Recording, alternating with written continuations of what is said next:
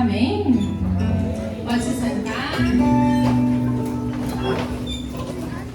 Deixa eu ajeitar aqui.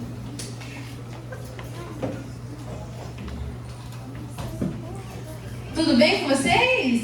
Sim. A paz de Jesus. A paz. Então, meu nome é Juliana. Oi, Juliana. Eu tenho 29 anos. Só isso. Só isso. Tudo isso, né? Sou psicóloga, sou casada com o Lucas. Sou cunhada da Maria Eduarda, tá lá no fundo. E antes da gente começar, feche seus olhos rapidinho. Quero fazer uma oração por nós. O Senhor falava muito forte no meu coração. Então, Pai, nós estamos aqui na Sua presença e eu te peço, se existe ainda algum coração, seja o meu, seja de alguém aqui neste lugar, que ainda não se abriu para a Tua vontade, que ainda não se abriu para o Teu querer, que nesta noite nada nos impeça.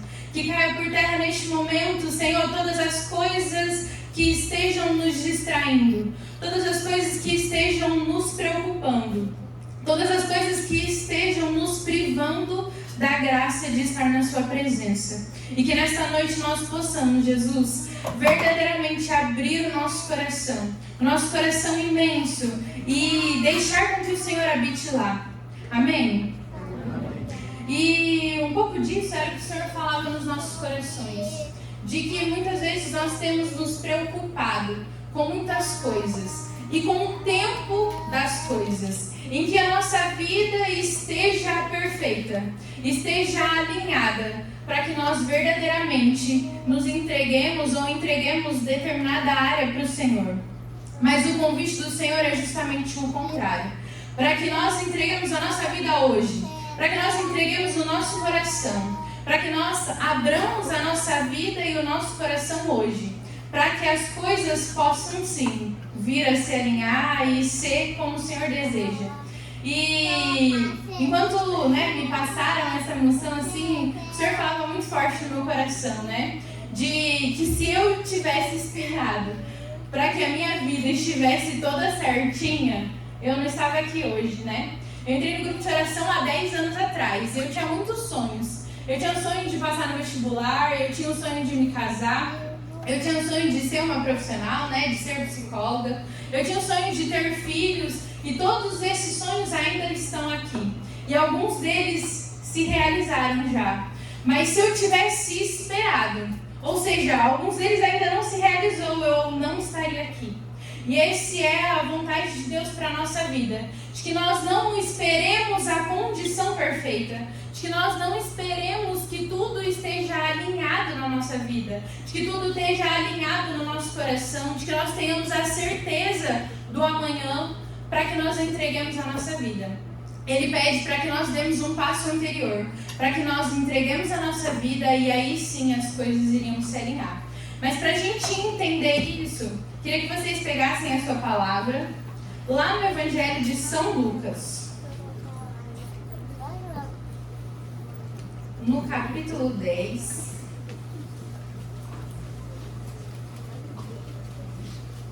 lá no finalzinho, no versículo 41. Lucas 10, 41.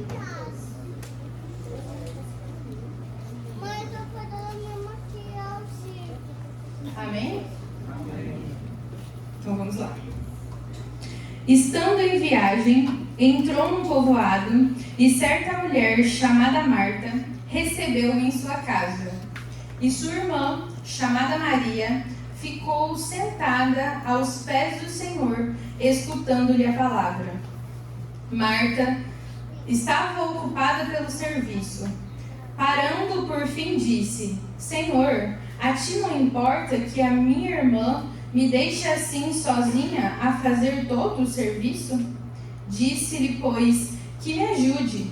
O Senhor, porém, respondeu: Marta, Marta, tu te inquietas e te agitas por muitas coisas. No entanto, pouca coisa é necessária, até mesmo uma só.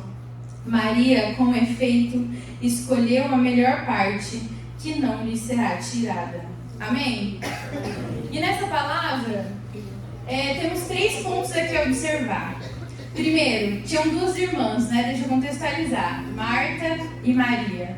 E elas estavam em sua casa. E, inesperadamente, aparece uma visita. Jesus. E eu quero que você vá refletindo isso para a sua vida hoje. De que você estava lá na sua casa e de que você, amigo de Jesus como você é, ele foi visitar a sua casa. E aí, chegando na sua casa, quero que você pense e perceba o que você faria. Mas nessa ocasião, tinham as 2 irmãs, Marta e Maria. Quando Jesus entrou, Marta continuou fazendo o que estava fazendo. Né? Não sei se era um serviço de casa, se era outro tipo de serviço que ela estava fazendo ali. Mas ela ficou fazendo coisas. Talvez arrumando a casa, talvez passando uma vassoura no chão, talvez arrumando a mesa de café para Jesus, né? Eu fico imaginando, nossa, Jesus foi na minha casa, Jesus, o que vai servir, né? Mas Marta ficou lá, preocupada com essas coisas. Já Maria não. Maria ficou lá juntinho com Jesus. Ficou escutando o que ele tinha para falar. E nessa noite o Senhor deseja entrar na nossa casa. Na primeira vez que eu escutei essa palavra, eu pensei, nossa, mas então é ruim fazer o que Marta fazia, que era se preocupar com o serviço, que era fazer os trabalhos da casa, que era de alguma forma se ocupar. E na verdade não é isso que Jesus está querendo nos dizer. É importante que sim, a gente se preocupe com o nosso trabalho. Afinal, também tem uma palavra que vai dizer que os frutos da nossa vida, a comida que vai na nossa mesa, ela é fruto do nosso trabalho. Mas o que Jesus está querendo dizer aqui para Marta e para Maria é de que o nosso trabalho e nenhuma outra coisa e nenhum outro serviço pode ocupar o lugar de Jesus. Nada pode ocupar o lugar de Jesus. Ou seja, quando ele está na nossa presença, quando ele entra na nossa casa, e se você está aqui por algum motivo, tenho certeza que Jesus já falou algo para você. Se você já teve talvez uma experiência com Jesus, mesmo que mínima, que foi de alguém te chamar para estar aqui e ouvir o que Jesus tinha para a sua vida. Então você já teve algum chamado de Jesus. Você já esteve um pouco na presença de Jesus. E o que você fez? Você se preocupou com aquilo que você tinha para oferecer ou você só esteve? E hoje o Senhor nos chama. Hoje o Senhor nos chama a olhar para a nossa vida. Com o que a gente tem se preocupado? Com que forma e o que a gente tem feito? E eu pensava muito nisso, assim, né? De que Marta teve uma atitude, mas Maria teve uma decisão. Isso são coisas diferentes. Marta teve a atitude de ficar querendo fazer as coisas. Já Maria teve a decisão de simplesmente estar, que muitas vezes é difícil somente estar, somente escutar, somente esperar um tempo para as coisas acontecerem. E Maria esperou. E tudo isso me fazia lembrar uma coisa que muitas vezes a gente não percebe, né? Na minha profissão eu lido muito com isso, né? A gente tem vivido uma geração muito ansiosa, uma geração muito perfeccionista, uma geração que quer ter certeza do amanhã, quer ter certeza se eu escolher isso, vai ter esse resultado. Se eu fizer essa prova, o resultado vai ser esse. Se eu fizer essa entrevista, eu vou passar. Se eu fizer o Enem, eu vou tirar tanto. Se eu falar para o outro que eu gosto, ele vai aceitar. A gente quer ter certeza das coisas. Mas na verdade, deixa eu te contar uma coisa. Nós temos uma única certeza na vida. A única certeza na vida que nós temos é de que nós vamos morrer. Isso para nós meros mortais. Mas a certeza para nós cristãos é outra. A certeza que nós temos é um céu. Um céu que nos espera. Essa semana nós comemoramos o Dia de Todos os Santos. É isso que nos nos espera. Essa é a certeza. Essa é a única certeza.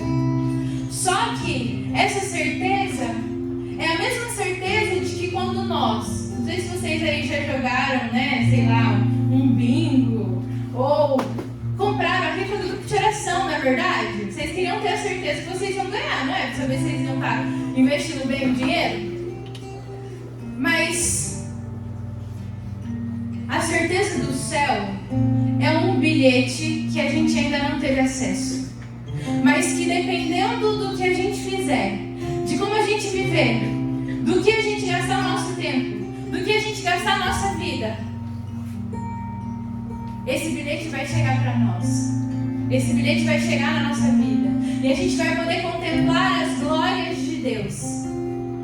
E esse final de semana, né, o Lucas ficou me falando o final de semana inteiro de uma competição. Não sei se vocês já ouviram falar. Quem já ouviu falar? É Mr. Olímpia. Alguém já ouviu falar? Levanta a mão. Mr. Olímpia. Gente, eu nunca tinha ouvido falar isso na minha vida. Vou contar pra vocês o que é. Mr. Olímpia é como se fosse a Copa do Mundo do fisiculturismo. Ou seja, é o maior campeonato que eles têm de fisiculturismo. E aí o Lucas estava me falando assim de que os caras, né, e as mulheres também que fazem parte desse campeonato, de que eles treinam um ano inteiro, assim, na disciplina mesmo, para em um único dia, diante dos jurados lá, com os pesos, com tudo que eles precisam cumprir lá do checklist, ganhar ou não o prêmio final. E aí o Lucas estava me falando o quanto cada uma dessas decisões durante esse ano, cada dia, cada refeição, cada treino, é importantíssimo para o momento final, para o prêmio final, que foi ontem, né? E o brasileiro ficou em segundo lugar. Mas eu não sei o nome dele. Ramon, a galera tá inteirada. E algo me chamava muito a atenção, de que a decisão desses homens, né, e dessas mulheres em ganhar o prêmio final fazia com que eles durante um ano, mesmo sem saber do resultado, fizessem tudo que estava ao alcance deles. Renúncias muitas vezes de fazer, de ter uma rotina normal, treinos e mais treinos, comidas e mais comidas. O Lucas falou assim que eles comem tanto, e eu ficava assim, gente, às vezes quando eu vou no rodízio, chega uma hora que eu falo, gente, não dá mais. Ele falou assim, Ju, tem uns que eles pegam tudo que eles precisam, né, pra bater as calorias, bate tudo no liquidificador e bota pra dentro. Eu falei, Jesus, se eu tivesse que fazer isso, gente. Então, a decisão desse cara por ganhar esse prêmio precisa ser muito certa. E essa é a decisão que nós precisamos ter para ganharmos o céu. Tem uma santa, eu acho que a grande maioria talvez já tenha ouvido falar sobre ela, Santa Faustina. E Santa Faustina teve uma decisão parecida. Santa Faustina, desde os seus 7 anos, ela já tinha uma vida de oração. Vai dizer na história dela que ela, tudo que ela fazia, ela não deixava de ter o seu tempo para oração. Só que ela chegou aos 16 anos, ela era uma das 10 filhas, né? Dos 10 filhos que os pais dela não tinham. E ela precisou trabalhar. E ela começou a se ocupar e se preocupava e trabalhava como empregada doméstica. E durante muito tempo ela ficou trabalhando, largou o colégio, ficou trabalhando porque ela ficava muito preocupada com a comida que fosse para casa dela, com os irmãos delas e tudo mais. E aí, certo dia, ela foi num baile com a irmã dela. E aí, no meio do baile, né, ela que tinha uma vida de oração muito grande, no meio do baile ela teve uma experiência. No meio do baile ela começou a sentir a presença de Jesus. Jesus crucificado e ensanguentado. E aí ela disse que parou e ficou olhando, mas aqui, né, o que está acontecendo? E Faustina disse que foi a primeira visão que ela teve, em que Jesus falava para ela, Faustina, por que demoras tanto? Por que me recusas tanto? E depois disso, Faustina entendeu de que ela estava se distraindo com algumas coisas, se distraindo como Marta. e esquecendo da melhor parte. E ela sabia que ela tinha um chamado para entrar no convento. E ela foi no convento, bateu na porta e eles falaram, não, você não é aceita aqui. E ela foi em outro convento, bateu na porta e eles falaram, não, você não é aceita aqui. E ela foi em muitos conventos e foi recusada. Mas ela tinha uma certeza de que existia um Jesus que a tinha chamado e que desejava o coração dela e que não tinha outro caminho, e ela persistiu até que ela foi aceita num convento. E lá começaram as visões que hoje a gente tem a graça de poder ler, as visões no Diário de Santa Faustina, Diário da Misericórdia. Neste diário ela relata quais foram os encontros de almas que ela teve com Cristo. E o que isso tudo tem a ver com a nossa história? O Senhor muitas vezes vai colocando coisas na nossa vida, colocando amigos, colocando trabalho, colocando estudos, oportunidades, e que muitas vezes a gente sim faz de muito para todas essas coisas. Mas aí quando chega Jesus, a gente quer que esteja tudo perfeito. A gente quer que todas as coisas da nossa vida estejam alinhadas, de que a gente tenha um tempo exato para rezar, de que não pode estar tendo outra coisa para a gente ir à missa, para a gente vir ao grupo de oração, de que tem que ter uma capela na nossa casa, só assim que a gente vai rezar. E a gente fica buscando o tempo ideal, as coisas ideais, as coisas darem certo. Mas hoje o Senhor deseja de que nós demos esse passo, de nos decidir por Ele, nos decidir pela vida, e assim como Santa Faustina fez, assim como muitos desses fisiculturistas fazem para ganhar um prêmio exato, nós precisamos hoje, de uma vez por todas, decidir integralmente no nosso coração, integralmente por Jesus. A gente cantava uma música na animação, né, que falava, hoje o mundo oferece caminhos demais, né? A Bianca até virou de uma lista, onde essa música vai chegar? Ela nunca tinha ouvido, né? E aí depois vai falar assim que muitas vezes a gente se preenche com muitas coisas, porque a nossa alma é muito grande. Então a gente se preenche sim com muitas coisas nos saciam sim. Mas nada sacia o nosso coração por completo a não ser Jesus. A não ser Jesus. E se eu pudesse, né, te dar tantos testemunhos da minha vida e da minha história. Há 2 semanas atrás foi o Flamas? 3 semanas atrás foi o Flamas, né? E aí teve um momento lá em que tocava uma música e nessa música falava assim, de que se tirar você de mim não sobra nada, né? Se tirar Jesus de mim não sobra nada. E no primeiro momento que eu escutei aquilo, me impactou de uma forma, porque eu fiquei pensando, o que aconteceria na minha vida se fosse tirado Jesus? E aquilo me doeu, porque eu percebi que eu perderia tudo, porque eu percebi que nada me restaria, porque eu sei que hoje tudo que eu sou, tudo que eu tenho, tudo que eu faço, é porque um dia Jesus me alcançou, porque Jesus tem me alcançado a cada dia. Feche seus olhos. Se hoje Jesus fosse tirado da sua vida e da sua história, o que sobraria aí? Se hoje tirassem Jesus do seu dia a dia, talvez para você não faltaria nada, porque Ele talvez nem esteja tão presente. Talvez tiraria só o domingo.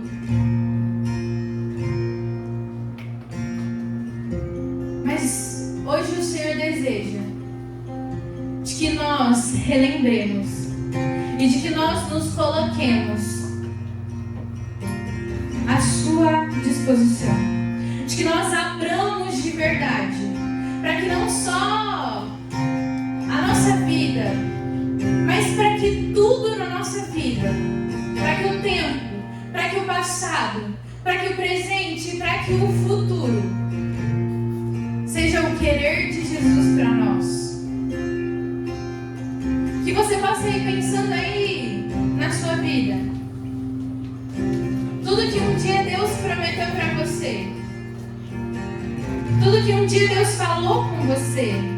Ou tudo que um dia Deus realizou na sua vida e na sua história.